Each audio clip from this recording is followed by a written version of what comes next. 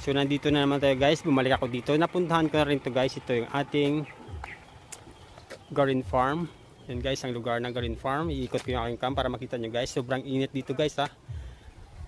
And guys, dati yung mga dahon dito ay kulay green. Ngayon medyo tuyong-tuyo. Kaya lumulusot yung init sa kanyang bubong. Dati yung bubong nito po kulay green ng mga halaman. Ngayon hindi na tuyo na yung kanyang mga dahon. Kaya mainit, lumulusot yung init.